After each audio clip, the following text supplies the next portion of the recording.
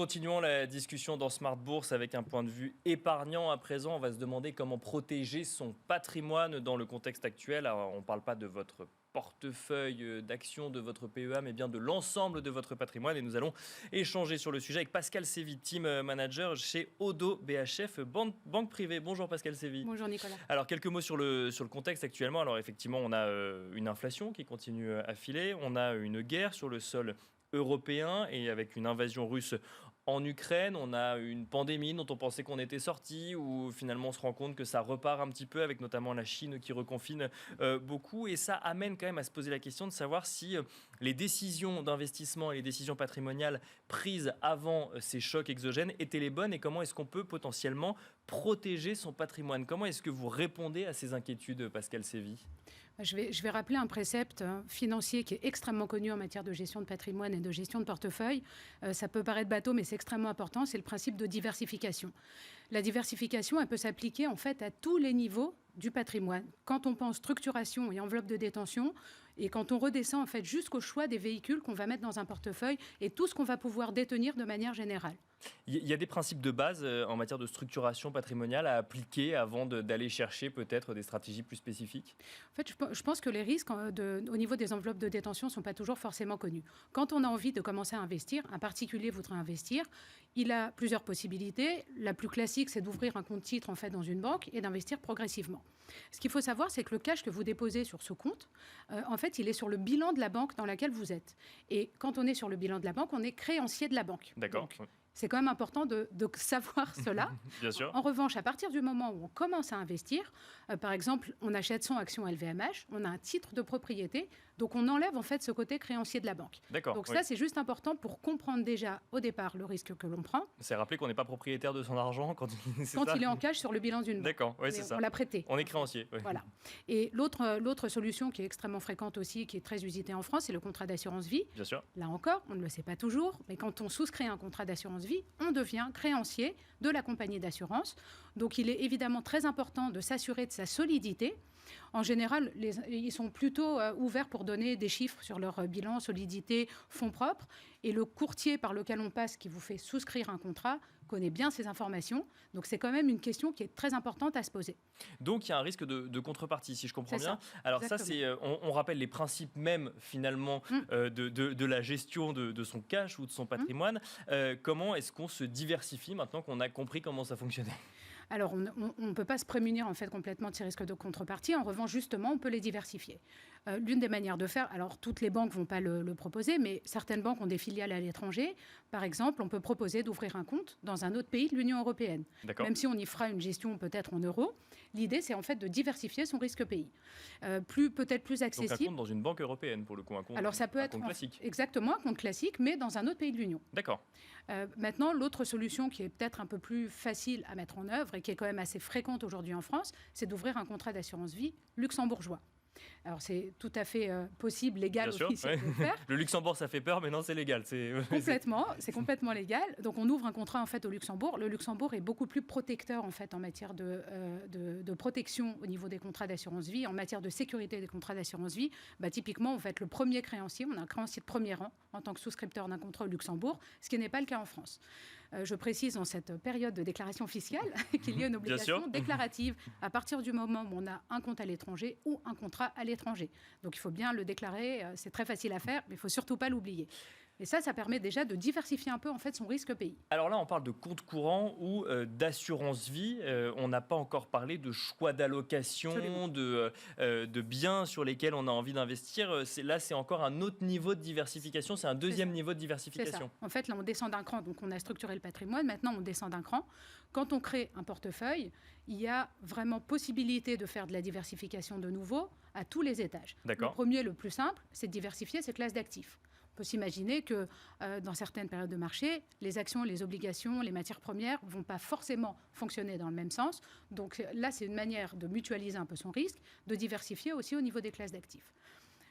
Après, on peut évidemment diversifier au niveau géographique et sectoriel. On va prendre plutôt l'exemple des actions, c'est plus parlant.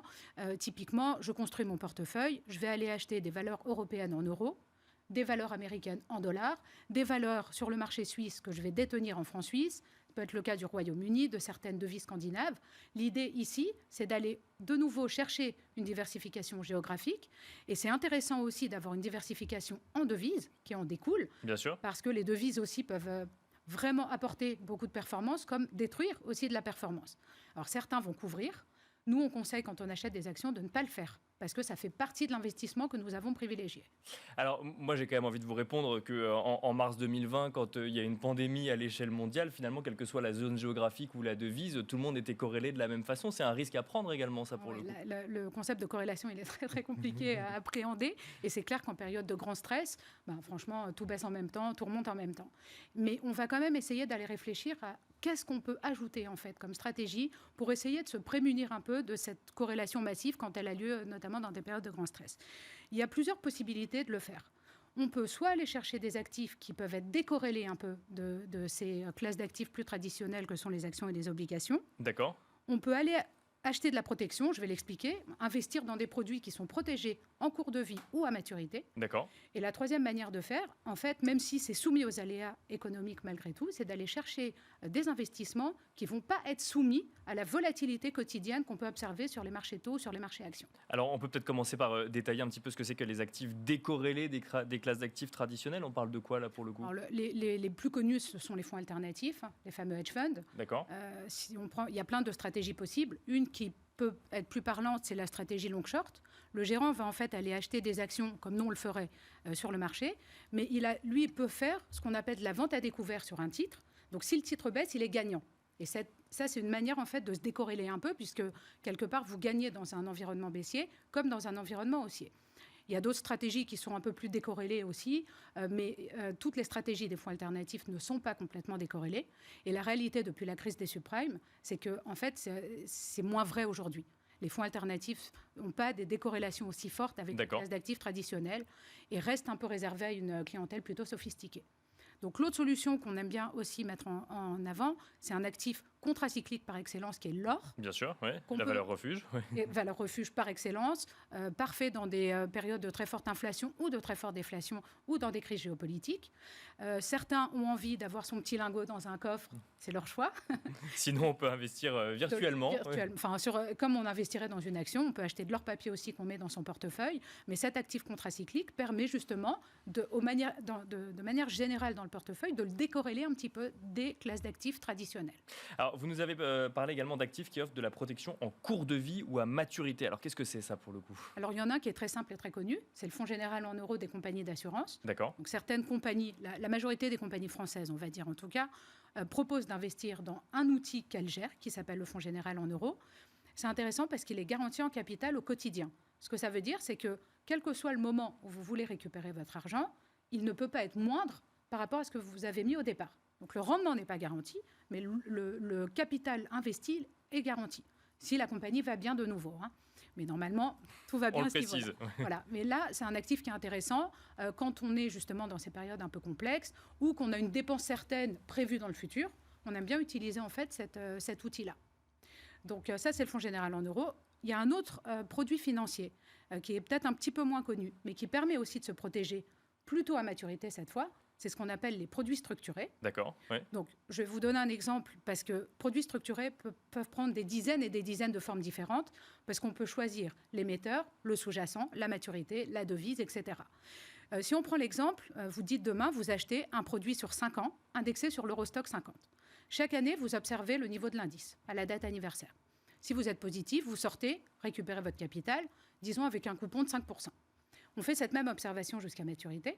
Et si vous n'êtes pas sorti parce que vous n'avez jamais été positif aux dates d'observation, dans ce cas-là, l'émetteur vous propose, par exemple, une protection de 100% de votre capital. Donc vous n'avez rien gagné, mais il vous garantit de vous rendre le capital que vous avez investi. Et alors, rapidement, en quelques secondes, Pascal Sévy, des idées d'investissement non soumises à la volatilité quotidienne. Qu'est-ce qu'on va chercher? On va chercher de l'immobilier, par exemple? On va chercher de l'immobilier, puisqu'il n'y a pas de cotation quotidienne. On va chercher du non-coté. Bien sûr, du private equity. Private equity, on investit sur 10 ans. Donc, c'est un vrai confort pour le banquier parce qu'on ne regarde pas tous les jours la valorisation du produit. Les actifs tangibles aussi, voitures de collection, les montres de collection, le vin, les œuvres d'art. Il n'y a pas vraiment de cotation au quotidien non plus de ces valeurs-là. Et en fait, au final, quand on agrège toutes ces différentes idées, on arrive bon an mal an quand même à se protéger un peu des aléas des marchés financiers et même un peu économiques à travers différents cycles. Avec une vision plus long terme effectivement pour le private equity ou les actifs tangibles, voire même également pour l'immobilier. Merci beaucoup Pascal Sévy, je rappelle que vous êtes team manager chez Oddo BHF Banque Privée. Merci à vous également de nous avoir suivis dans Smart Bourse à la mi-journée. Je vous donne rendez-vous ce soir pour la grande édition de Smart Bourse à 17h en direct sur Bismart.